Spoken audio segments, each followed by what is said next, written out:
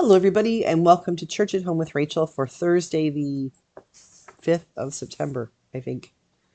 I'd like to share with you a passage from Bear Grylls' Soul Fuel. For those of you who are new to the channel, you may not have seen me refer to this book before, but if you've been hanging around with me since I was in Alberta 6 months ago or so, you'll remember this book, and I use it quite often.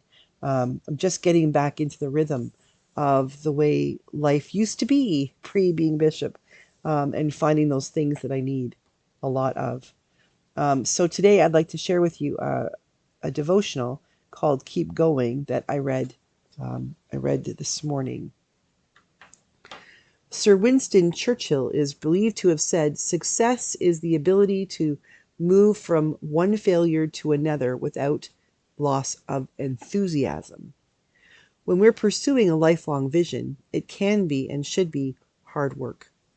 We need to be diligent, persevere, and not get distracted by the many setbacks and failures we will encounter along the way. No matter how strong or powerful we think we are, it is nothing compared to when we draw on the strength and power of Christ.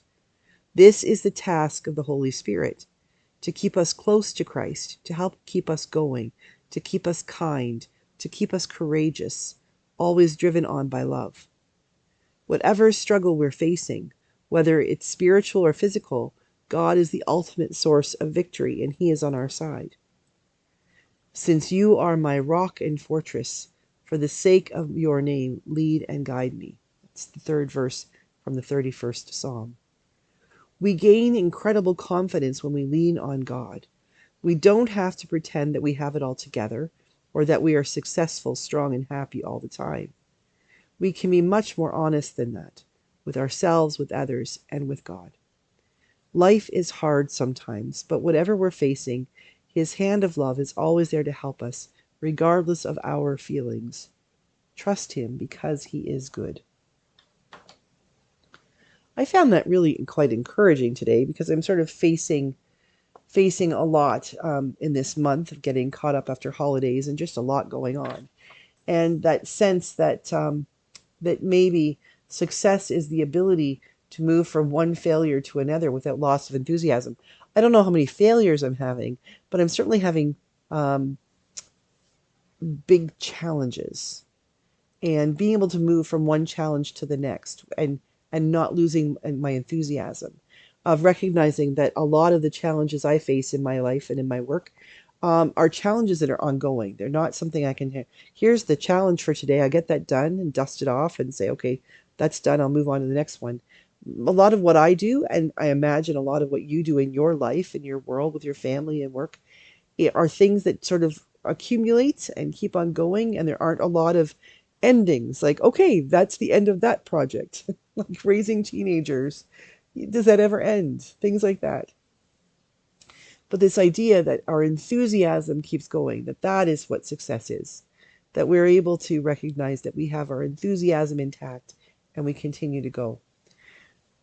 I am obviously a believer in God, and I will talk about that till the cows come home, as you can see, as I do it every day, um, except Saturdays. I recognize that not everybody is, and I recognize that even people who do believe in God, often, myself included, have those moments of like, you know what? Not sure. Can't see God here, can't feel God here. And yet the truth is that God is always here, even if we can't see God or feel God's presence. God is always with us. God is always strong. That doesn't mean that we are always strong, nor does it mean we always have to be strong. I think often about the times when I was a kid, when, I go off to school in the morning, and usually liked going to school because I enjoyed it, but, day would be hard. Trying to learn that 7 times 7 is 49, or 12 times 12 is 144. When you're in grade 3 and math is not your thing, and this is what you're expected to learn, it's tough. Get to grade 11 math and talk about tangents and cosines and sines and all of the trigonometry stuff that I never did understand, or physics in grade 12 and 13. Crazy. Quite often, I'd have great enthusiasm going to school, and it would sort of wane off by the end of the day. And I get home and my parents or my sisters would be like, "How was your day? What did you do?" And I'd be lamenting all of these things that I couldn't figure out.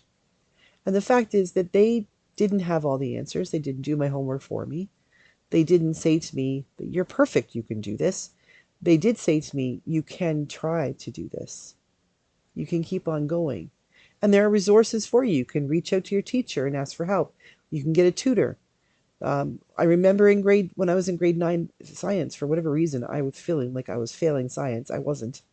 Um, but I felt like I couldn't remember what my teacher was saying. So my mom bought me a little tape recorder, one of those little business ones, and my teacher would put it on his counter, and he would push record, and he'd teach, and I could go home and continue to take the notes I missed um, as he did that. I don't know what I was thinking at the time, but apparently I was freaking out that I wasn't doing well enough, or I wasn't able to learn well enough, and yet other people had strength for me. When we acknowledge that we don't have to be perfect, that not everything we do has to be a success, that indeed some things can be failures, and we get to that place of humility, not humiliation, but humility, when we can say, okay, so I made a mistake, or I don't know how to do that. Failing a test in math or science or something doesn't mean that you're an idiot.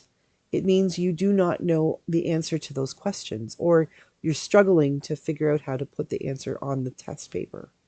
It's still a failure because you didn't pass, but it's not a failure in such a way that means that you're dumb or that you can't do something. It just means maybe you have to work a little bit harder, or figure out a different way to learn that, or figure out a way to take what's in your head and take it out of your mouth or out of your hand and your pen and put it down. We all learn differently. Being a failure, it has come to mean something horrible. And the fact is, it's from our failures that we learn. I am better able to spell the Canadian way, neighbor, with its EI and its OU at the end, because I didn't know how to spell it the first time I took a spelling test. And I had to write it out 10 times. Because I failed that one, now I can spell neighbor both in English Canadian and English American. But I'm Canadian, so it's OUR. And I know that it's EI because it is I before E, except after C, and as in way as in neighbor or way. Things we learn because we make mistakes. The difference is what we do with them. How do we learn from those things? How do we maintain our enthusiasm? I would argue that we have the strength of God to lean on. There is only one perfect being, and that is God. And when we recognize that we are not the perfect beings, then we can relax and we can recognize that Winston Churchill was right. It is not in it. How is it worded? It says here, success is the ability to move from one failure to another without loss of enthusiasm. We all have the ability to be successful. We all have the ability to keep our enthusiasm as we go from failure to failure, because probably we're learning as we do it. But we also know that we have that backdrop. We have that fail-safe. We have God behind us saying, even if you fail, indeed when you fail, I'm right here and I'll help you. I will be with you to help you keep your enthusiasm. I will be here with you to help you recognize that sometimes failures are indeed successes. Have a great day, everybody. I will see you again tomorrow for Feel Good Friday here on Church at Home with Rachael. God bless.